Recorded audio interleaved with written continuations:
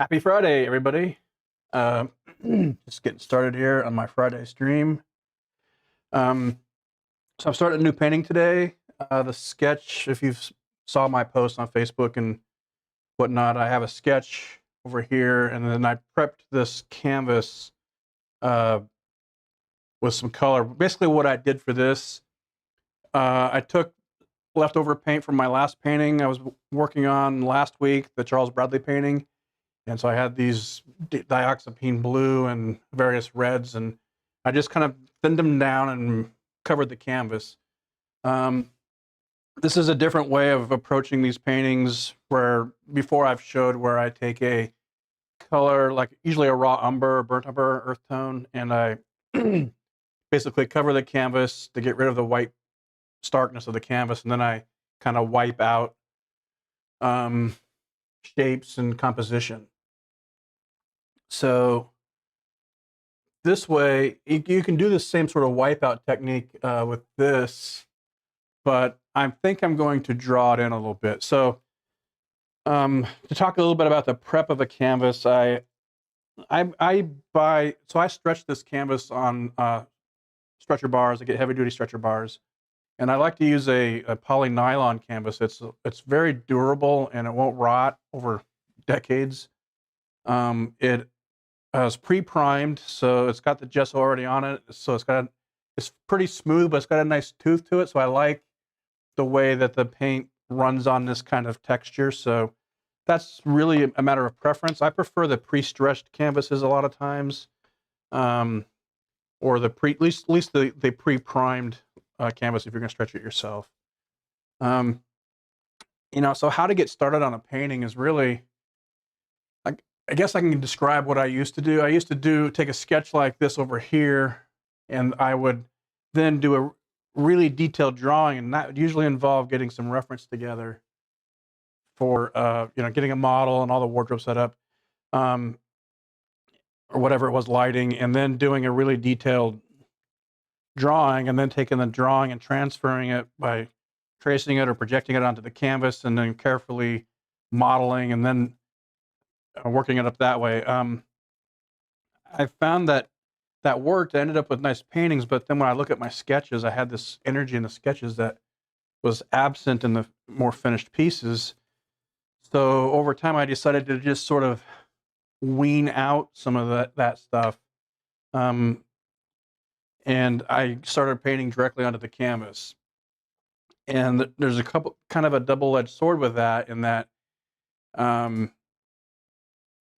you can kind of, pardon the pun, paint yourself into a corner. So if you're not careful and you end up with say a face in a corner somewhere, or you face somewhere and the rest of the painting doesn't work and you have to move something, you have to repaint it. So doing all the preparatory work kind of helps avoid running into problems as you're painting, but it also kind of narrows down the discovery of what you're doing as well. So I like to not have a really detailed plan. I find that it helps to keep the paintings a little more of a surprise for me. Like, I never know exactly what's going to happen, and sometimes that's good, sometimes it's bad. There's times where I feel like I'm wrecking a painting and I have to steer it back into the into somewhere that I want it to go. So still trying to figure out how I want it. So I'm gonna start painting on this. And I think when it comes to starting, after you get your canvas stretched or whatever you're going to do, I think it doesn't really matter what you do to start with, because at this point everything can change and move around. And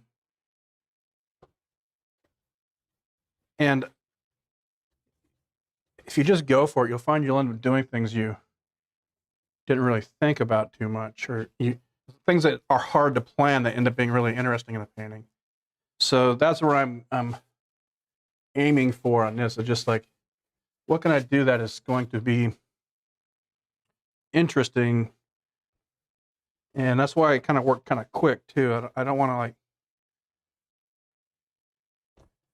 get so caught up in one little thing that I end up wasting a bunch of time in the beginning on a painting, doing something that I end up painting over anyways. So I might assume that just this whole thing might get painted over, and I might end up going to a wipeout section like I do with some of the other paintings. But what I'm going to do with this is just kind of lay in the gesture a bit. So the shape, the movement of the legs into the hips, you know, which way the hips leaning, that sort of thing. And that comes with a lot of like kind of straight versus curved edges. And the other thing that if you're going to do this abstract painting on the background and then work on top of it is if you get really thick with that paint, it's going to show, that texture is going to show through everything you do on top of it, which maybe is a concern for you, maybe it isn't. I don't know. But it's just something to keep in mind. So I did have a question online, and it's been reaffirmed from my a friend Chet, who's an artist friend of mine that we kind of like are personal consultants of each other sometimes. Well, that looks really weird. I don't know if I. All right, it's gonna get nuts here. So, question about like as an artist, the importance of prints or how to start a print program, something like that. It's like, what do you do? And I've talked about that in some previous streams, and basically what I did is so I started out in 1998, 99, and I didn't have a computer or a printer or anything, so I had to figure out like how am I going to do this? So what I did is I had color copies of my paintings as part of my portfolio for getting into the animation studios and all that kind of stuff. So I devised an idea of I just went to Kinko's basically, which is like an office copying, like a copy store. Kinko's still around, I'm sure it is. But I just started making prints or color copies of my prints, my paintings, and I would take those down to the boardwalk and try to sell them, and I would just mount them on foam core or something. So to get started, all you really need is your artwork and somewhere to make prints of it. And I wouldn't suggest doing color copies. I mean, there's technology is so available now that you can get a lot better quality doing it. Hold on a second. You can get better quality. I mean, the quality of even desktop printers is just like kind of out of this world, and it would be kind of foolish not to take advantage of that, I think. So if you can get yourself even a reasonable desktop printer, that's one way to go. But I think the most important part when it comes to making prints of your work is you have to get it captured into a digital file in a way that is, high quality. So your first bottleneck in making prints is how well you photograph the work to make the print. And if your photograph and your capture of that image is garbage and low res or the colors are off, the quality of the print is not going to ever get any better than that. So you're kind of limited to that initial capture of your painting. And what I would suggest for that is to have it professionally done. There's companies that will photograph your artwork with the right kind of camera, and they will make sure that it's captured in a color profile, which if you're going to start using professional printers, which I would also suggest, but that's another step, you're going to want to be able to manage the color accuracy in your print file to your substrate, whatever you're printing on. So you want the best possible photograph you can get, and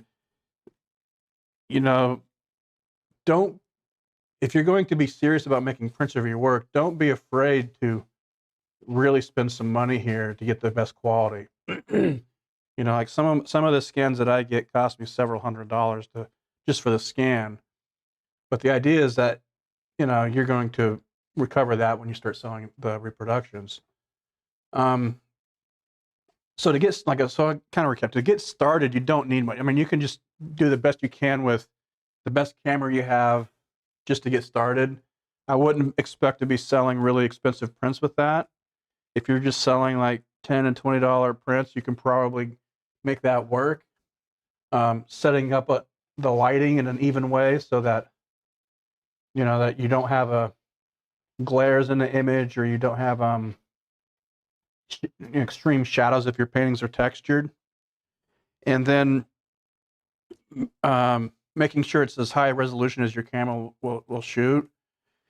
And then being able to possibly do some color correction in Photoshop or some sort of photo editing software. So, you know, if you don't have a computer, like I said, go to Kinko's. You can start there. They can also do better quality of prints. I mean, I wouldn't suggest Kinko's for high quality art prints, but there are print shops like that, like Kinko's, that can probably help you, that do fine artist prints. There are companies also that do the whole thing for you. They'll photograph the work for you, and then they'll do all the print production as well. So that's also an option, is having it outsourced to an outside company. Which, if you're going to just kind of test the waters, like you're not sure if you want to make prints, or you're not sure, you know, if you're going to be focusing on this part of the business full time, you may not want to sink a bunch of money into getting equipment that you're eventually going to stop using.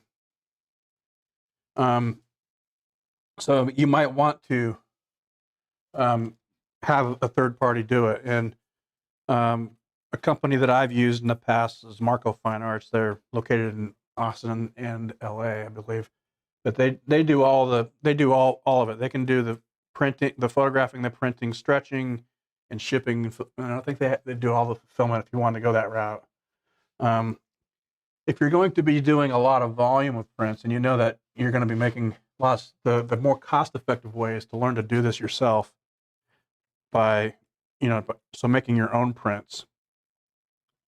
It's going to save you tons of money, and which means that you're going to have more profitability. You have a bigger profit margin in those, and you also have a lot more control over the accuracy of the output. So I would recommend, unless you're you got a professional camera setup, to have someone else scan it. And you want someone else to scan it who's got who is doing it for reproduction. Somebody who understands the color management, color flow, you know. So color space, you're gonna have to understand what's called ICC profiles. I can't remember what ICC stands for exactly. But basically what that means is that the way that the image is captured into a color space. So it's like a known codified color, and that color space exists differently inside of a camera versus in what your printer can output versus what your monitor can show you. So what I eventually started doing after I got rid of Kinko's and got my own computers and printers is I moved on to the more professional printers. And for a while, I didn't really know how to use them properly. There's more to it than just pushing print. Like most of your desktop printers are going to have sort of a canned profile, and they'll print pretty decently on almost everything. But the professional printers they're a lot more finicky, and they have a lot more. You have to customize everything you do with it. So you'll have to first get your image photographed and scanned, and it'll be, when you get your file from the scanner, it'll have a color profile that's usually the photograph or the camera's profile to, and that's to a known color space. you think of it kind of like, well, I don't know a good example of what it's like, but all right, so I got some legs going here. All right, so gonna have to get rid of this run. That's gonna look odd. Anyway, so from the camera to what your monitor displays to what your printer outputs, you're going to want to make sure that the color goes across all three of those bottlenecks in the same color. So what the profile does is it makes sure that it syncs up all those things together, so that whatever the camera's capturing is then output to your monitor, so you can view it properly. So when you're doing the corrections and the levels changes and all that kind of stuff, you can then take it to the printer and it'll print correctly in the printer's color space. So a monitor will be able to display many, many more colors than your typical printer will. So you're going to end up having so what the profiling is going to do is it's going to translate a profile that's attached to your digital capture, and it's going to use that to help display the monitor.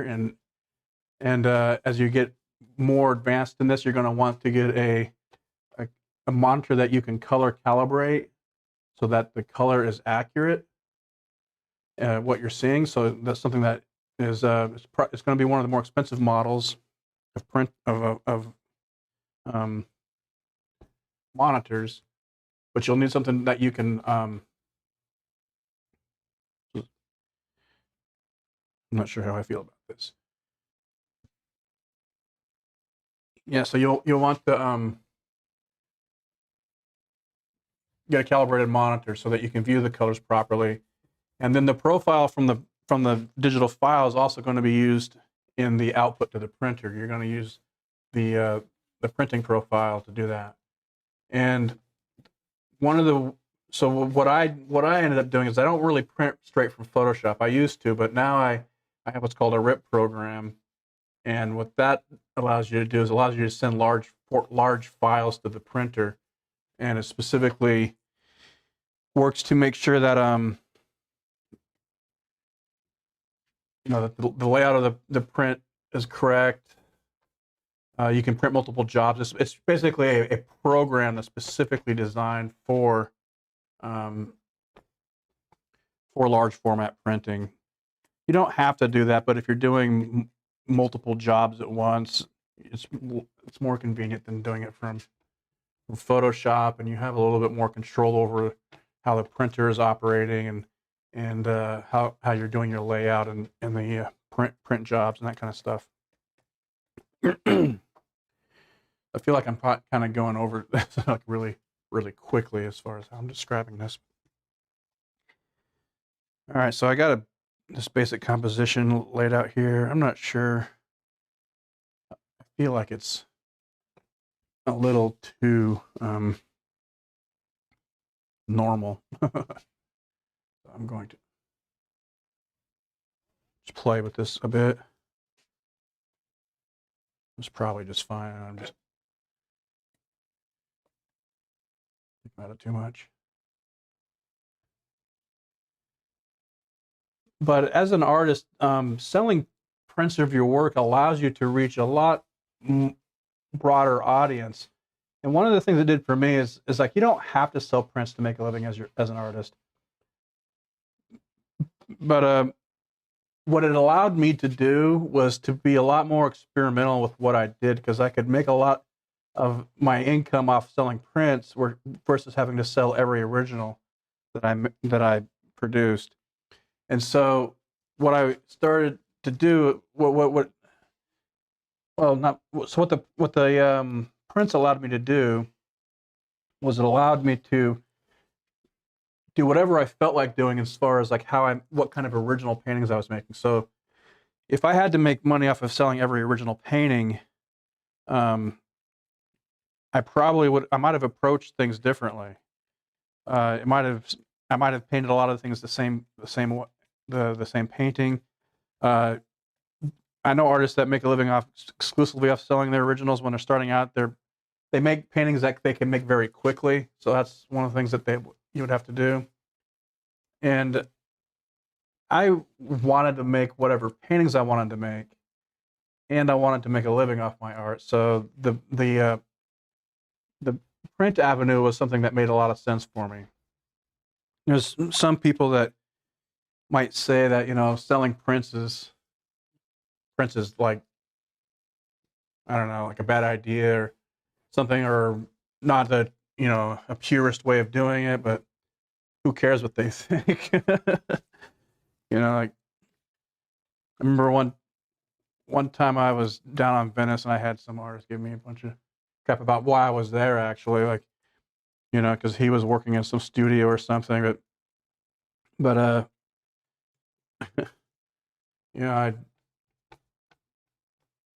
think I just pulled the cash out of my pocket and showed him. It's like, I'm not here for nothing, dude.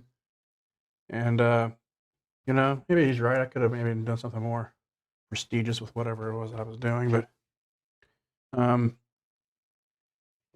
I've always done things the way I want to do them, and that once you get a taste of that, it's hard to like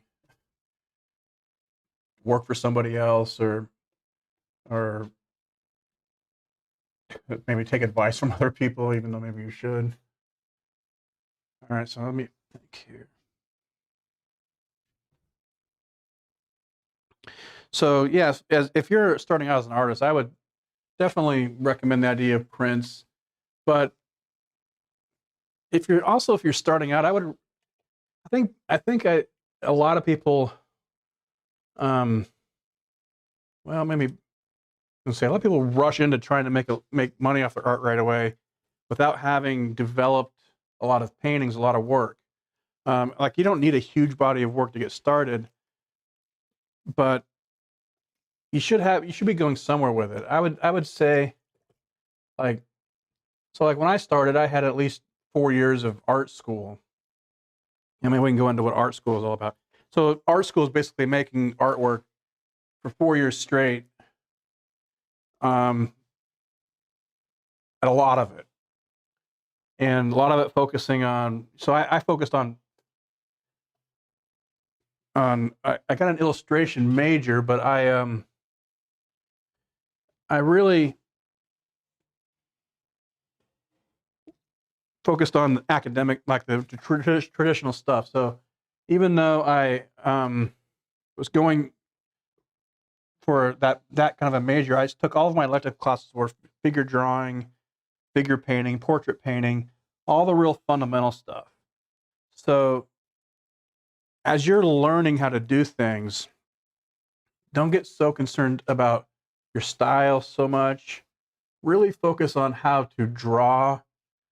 I would say even more so, even if you're a painter, that you should focus on drawing, as drawing is the foundation of painting. Because if you can't draw things, then the painting ain't gonna make it better.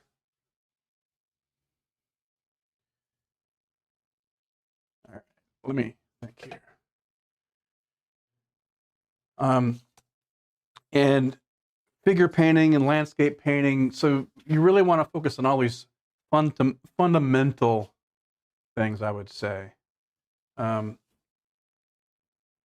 see here. Okay.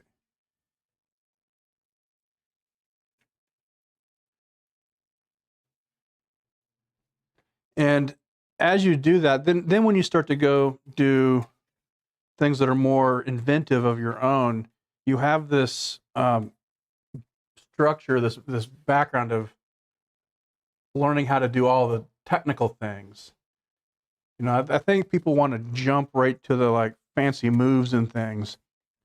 And so I'll give you an analogy. So I train Brazilian Jiu-Jitsu, and one thing that beginners do a lot is they go to YouTube, they watch a bunch of videos, and then they come in and they try to do all these flying arm bars and all this fancy maneuvers, and then which is fun, but that's not what you use mostly. Like, the things that really help you advance in that and in making artwork is all this fundamental stuff of composition, of drawing, all that's what really matters.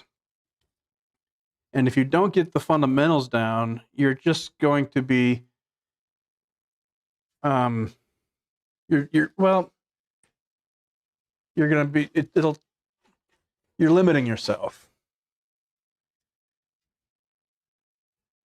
You don't have to be like the best technical, like making something look real. That's not what I'm talking about.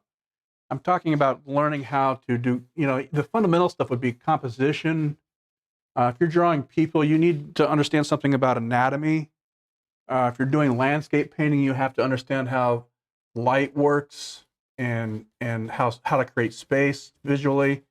If you're wanting to do abstract painting, it still comes down to composition, a lot of it. Any sort of like traditional approach to artwork, you're going to want to really focus on fundamental stuff. Like the things that I work on and continue to try to improve is just even sketchbook drawing. So going out to, like, if I'm out to a restaurant somewhere out on the town somewhere that, like I'll go to Grand Central Market here in downtown LA, and I'll sit, like, there's like a big sort of food court. You're not familiar with what it is. There's a lot of restaurants and little pubs and different things you can go get food. And so I'll sit there at a table, like in the courtyard area, and watch people stand in line for beer, and I'll draw them as they're standing in line. And when they stand there, they're kind of shifting their weight, moving around and doing stuff. So they're kind of still, but they're not perfectly still. And so I'll start drawing them in gestural ways and basically practicing my figure drawing of people kind of posing things. So there's still enough for you to be able to get an idea of how to draw it. There's still enough, but they're not sitting there frozen in time like a figure drawing class. So I find that that's a good opportunity to do some sketching just with a Sharpie or something. And doing those drawings, when I do that, it's a deliberate practice, I guess you would say. When I find that I do that, the more I do that, the better my paintings get.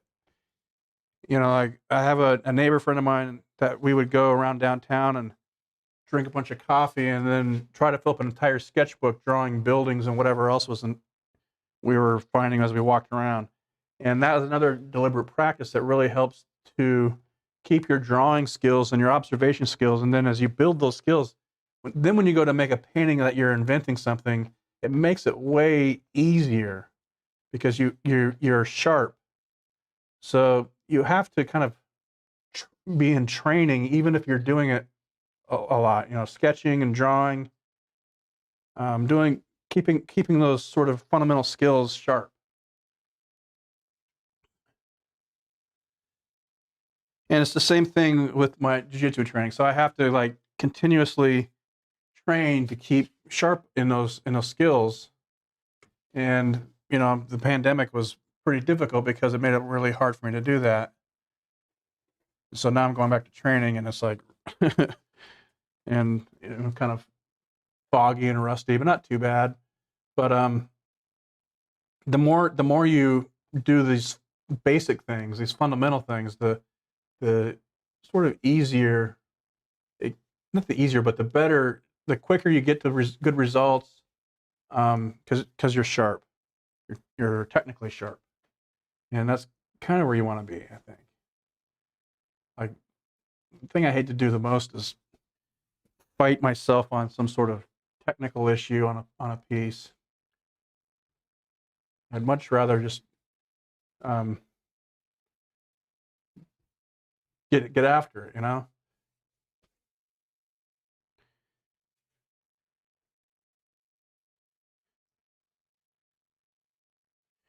And so the more you work, the better you'll get. And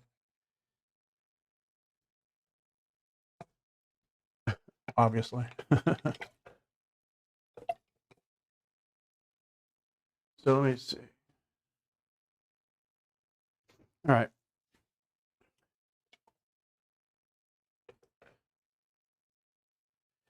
So kind of going back on the art school issues, nobody's really asked the question, but So, recently anyways, but it's always kind of one that comes up is do you need to go to art school? And I would say so no, I would say don't do that unless you have a full ride scholarship because the schools are so expensive now that there's not a lot of jobs out there that would pay for it. Like even if you become really successful, you don't want to go into like, you know,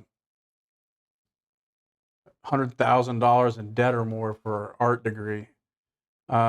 Nobody's ever going to ask you for it. The one of the reasons to go to an art school is because a lot of times companies will be hiring out of those programs. But if you just want to be an artist, then I would say just be an artist and don't worry about art school.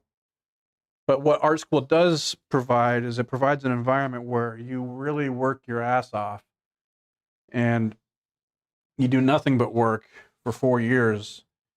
And the workload when I went to art school was very, very intense. And if you were a partier or anything like that, you were probably going to drop out. It was, we probably had at least 60 hours of homework every night, every weekend in our freshman year. And most of the people that dropped out after the first semester.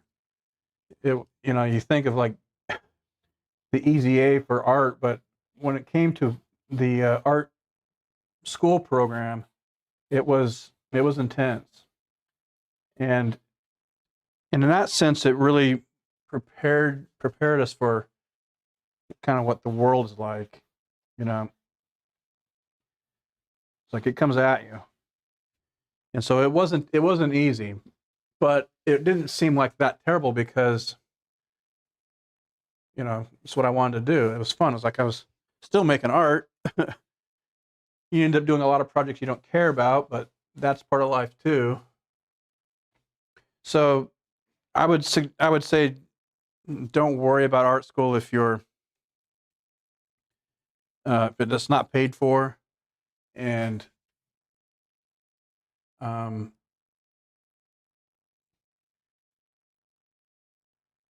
sorry, I'm just thinking here.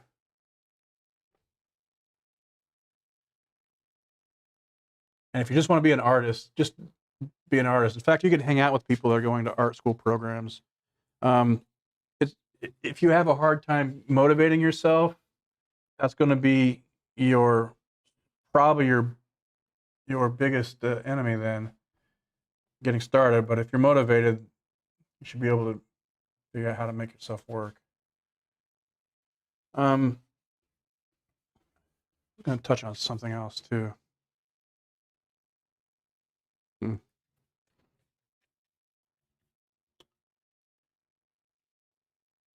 All right.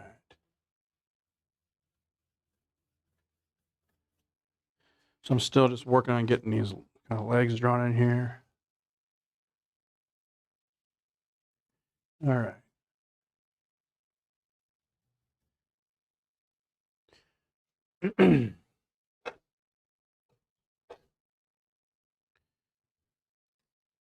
Let's see.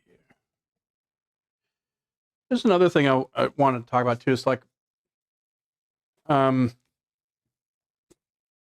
I've talked about like my story and how I started, where I came from, and all that kind of stuff.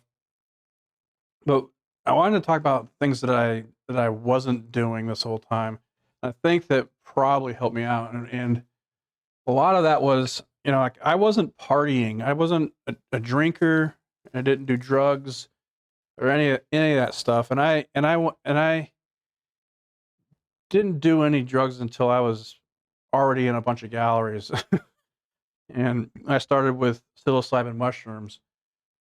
We'll get into that at some other point, but I want to say that one of the things that was a benefit for me was um, not getting sidetracked by distractions of partying and stuff like that. I was really super focused. I was somewhere every weekend selling my work and doing stuff. And I mean, you can do all those things if you want, but if you can avoid boozing and smoking too much weed, you're going to get farther. You're going to get farther quicker, I would say. I'm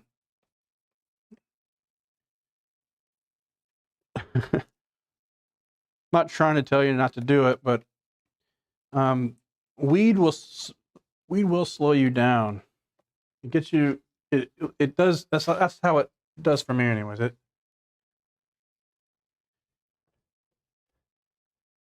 But that's what you want to do, then go for it. But I would suggest waiting until your mid-30s to start doing that. All right. So I'm just gonna block in character here. But having said that, you know, so in 2013,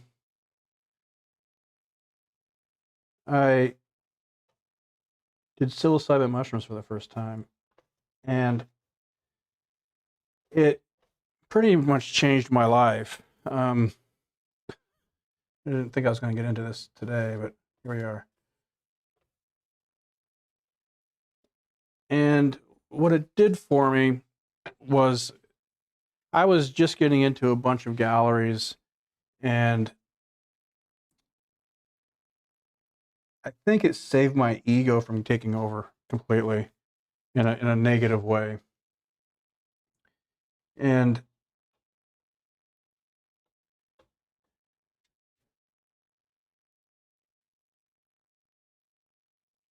it helped me realize that I guess I'm still me, and when you start gaining success in what you're doing, you can run into the dangers of hubris and thinking too grandly of yourself, or doing, or compromising things that you wouldn't otherwise want to be compromising about yourself.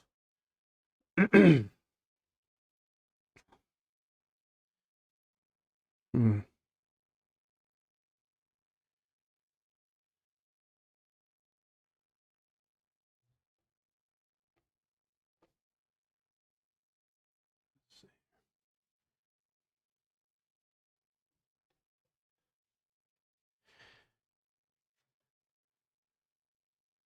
Let's see. I don't know if I'm going to put his brim on yet. I'm going to step this back too.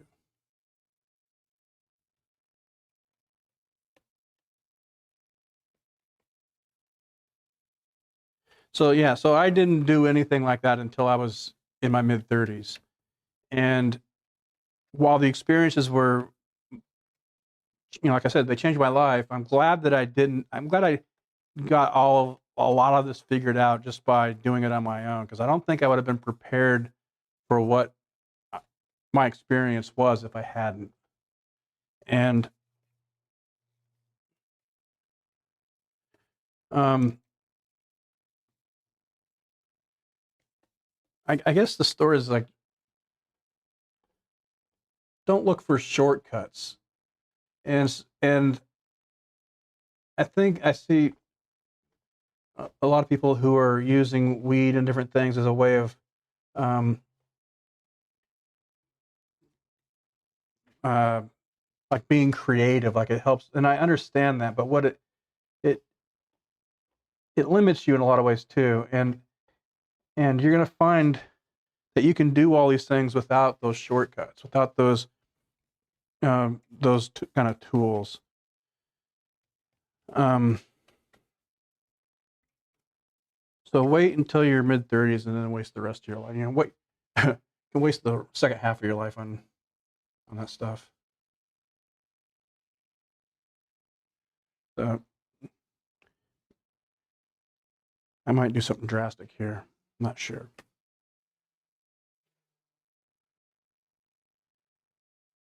Not sure what I want to do.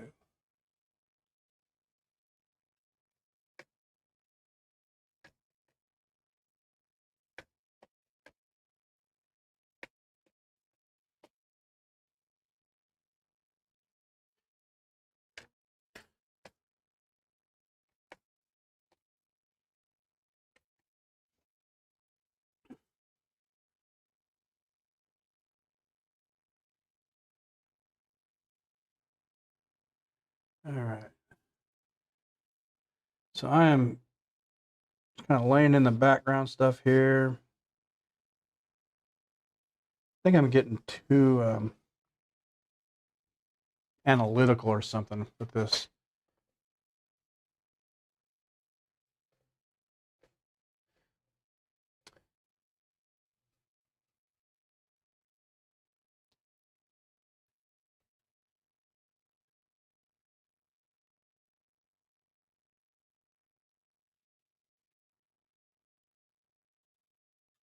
Let's see.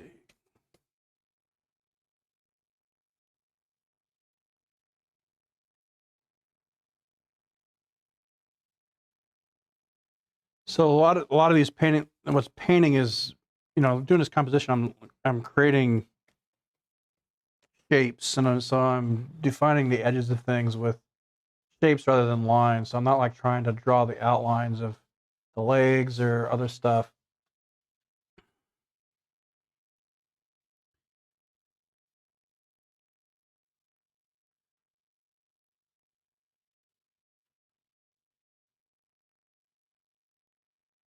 Huh. And so it's a lot of pushing and pulling back and forth, and I kind of want to like make this a little more exaggerated. I feel like it's too just to be too not academic, but uh, one of the big transformations in my painting style came when I was trying to, I was trying to figure out how to other ways to sell artwork. And I mentioned on a previous podcast I created a pseudonym named Fear Cat, which was basically the words fake art rearranged. And I was going to make stuff to sell on eBay, like these abstract acrylic paintings. And all right, so I'm going to make this smaller, I think. Change this up a bit. And what I did is I went to Home Depot and I bought pre-mixed cans of paint that were mistakes that other customers didn't want. Like, I think it's called like the Oops department or something like that. And I would take that and I would get pre-stretched canvases that were on sale from an art supply store. And I would try to make a painting that didn't take more than 30 minutes to make, or 20 minutes to make, I think.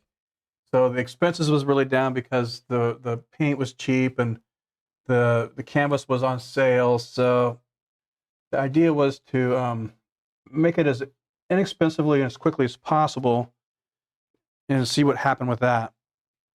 And what happened is I ended up, because there was no pressure to make anything interesting, or I didn't try, I ended up making stuff that was really cool.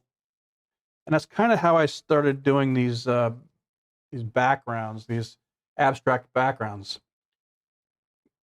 Because what happened is that the eBay paintings never really worked out, but I took what I learned. I'm like, I can just apply this into my regular paintings, and that's what I did.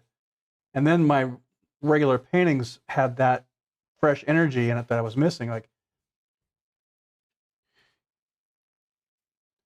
and so that approach of being loose and not caring if you make a mistake is been something that's really useful to, and I wouldn't have learned it if I hadn't just tried to create something I didn't care about. And if you're feeling stuck in your process and you don't know where to go, and even if you're at the end of a painting, sometimes if you take the most drastic action on it, it starts to pop out correctly. Like, a lot of times what I find is what's holding me back on a certain piece is that I'm trying to control it too much. I'm trying to steer it in a direction, and what really needs to happen is exactly the opposite of what I'm doing. And so not being really hung up and caught up on sticking to exactly what you have, like if you're not afraid to wipe things out and repaint it,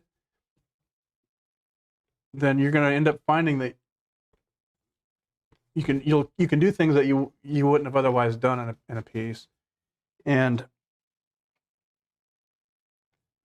that sort of attitude, while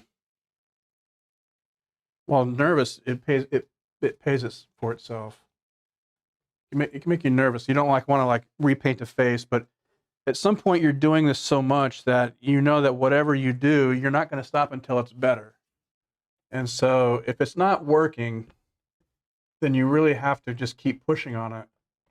And that's one of the kind of the difficulties when you're doing this on your own. It's like one of the good things about art school is that you have a environment where you're getting feedback on your work and critiques and an insight into people. You'll be pushed by an outside force, by the teachers or by other students. And when you're outside of an art school program, you're really reliant on your own ability to be critical of your own work. And so the way I do that is if I have a question of whether it's right or not, then it's probably not right. Like when something works, it's like, oh, it works. But the other side of that is that you can get too close to what you're doing and not have an objective view on it. And so there's a tendency for me to go between just keep working on a piece and keep working on it, and then being able to step away from it and come back to it another day. So like if you step away from it and come back to it and it's still not working, then you know you got to change something. Sometimes when you come back to it, you see it with a fresh mind and it doesn't look as bad as you thought. But I guess the point is that you want to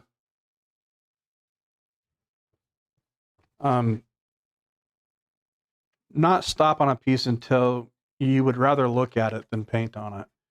And that's generally how I determine if one of my paintings is finished, is if it's more fun to look at than it is to work on.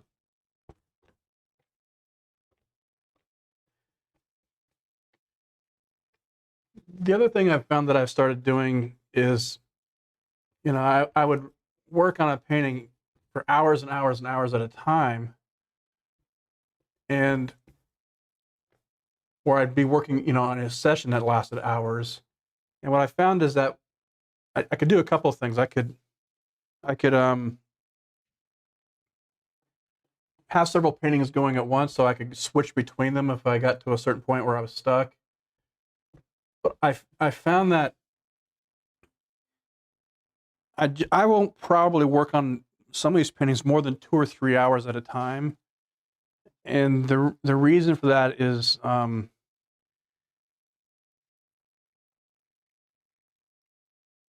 you can start getting too close to it and too heavy-handed trying to control something. And I found that if I work on it a little bit at a time and push it forward a little bit, I keep coming back to it later and I have a much fresher mind about it. Like it's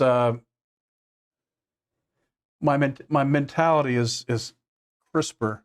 So if you start working on a piece for too long and at a stretch, at least for me, I can find that it can be kind of counterproductive in the quality of the session of working on it. And so I tend to work in shorter bursts on paintings, and I found that I actually get more done in that time than if I try to work on something for too long of a stretch.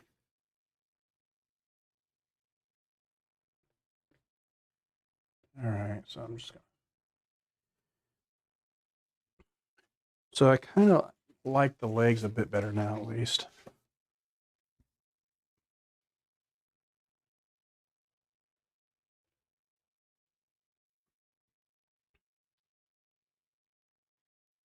let's carry this color up here too.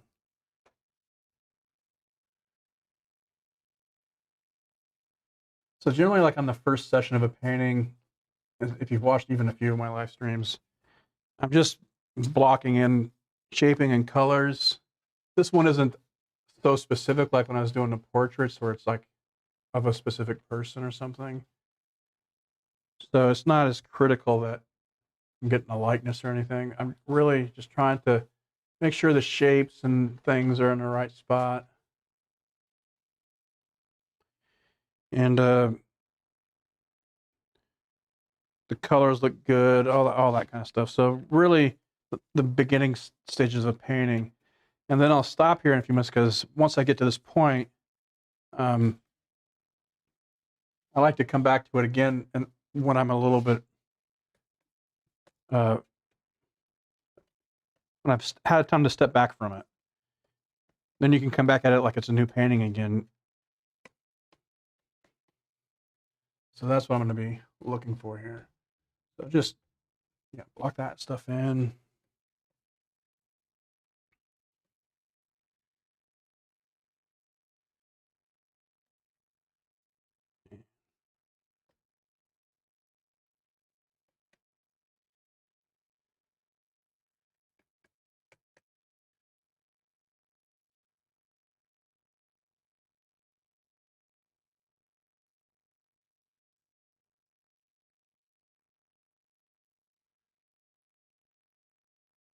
All right.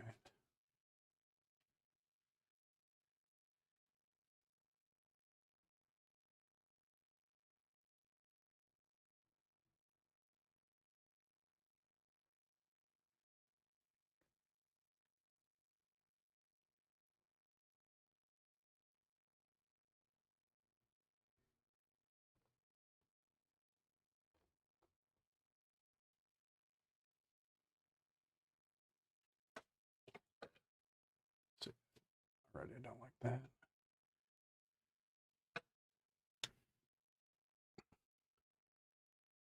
Sometimes I run into somebody that they're worried about making a mistake on their painting. They get to a point and they're just like they don't have the nerve to screw something up. And I've often told people to try and make a horrible painting if you can. I think that and that's kind of what I did with the Fear Cat stuff. Was it was like I didn't care, and so I was almost like seeing how stupid it's like how bad I could make it. Like it just seemed frivolous. But what it did is it allowed me to have complete and utter freedom and fun. If you don't care if you mess up a painting, you can do anything to the painting and it's not going to mess it up.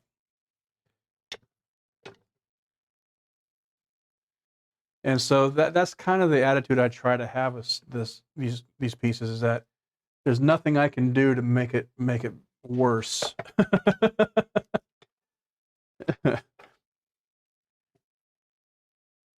And the more I try to control it or steer a piece is when things start kind of not working and falling apart. But then when they fall apart and then trying to bring them back in line again, so it's this push and pull that really makes the painting fun. And so my primary objective outside of making something cool to look at is to have a lot of fun making it. And sometimes you find yourself in a place where it's just like everything comes together and it just, even things you didn't, like you don't even know how you did it.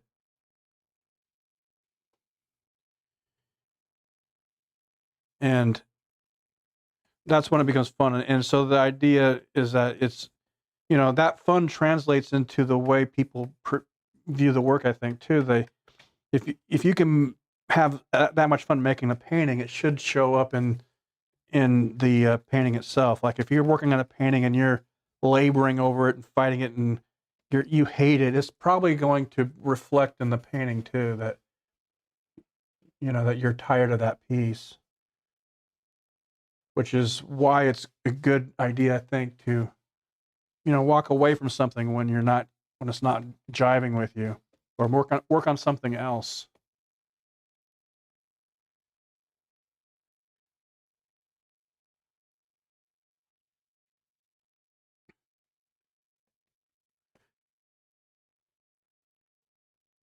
All right.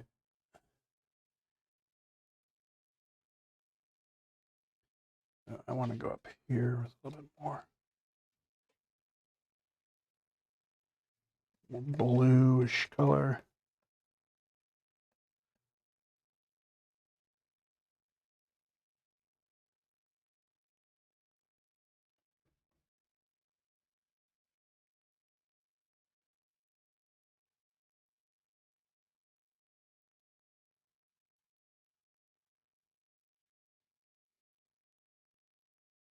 All right. Well, I'm not sure how I feel about this, but it's something. I wanted to start a new piece today and a little bit of fun. So, like I mentioned before, I do these on Friday, and I have been talking about my story as an artist, and kind of went through most of that, rather than just repeating myself. If I'd throw it out to you guys for some questions about pretty much anything. So either on this video or on other posts, any kind of questions or things you'd like to see me talk about in regards to like art or being an artist or anything like that, feel free to like engage on those posts and comment. Let me know what those are, and I will try to get to them.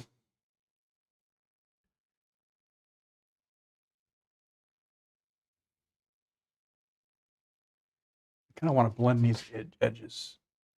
Like for some reason, it's like this halo. I don't want that. Maybe I'll make this Clint Eastwood's face back here. I don't know. I don't know what I'm going to put back here. So there'll be a brim of a hat in here at some point, but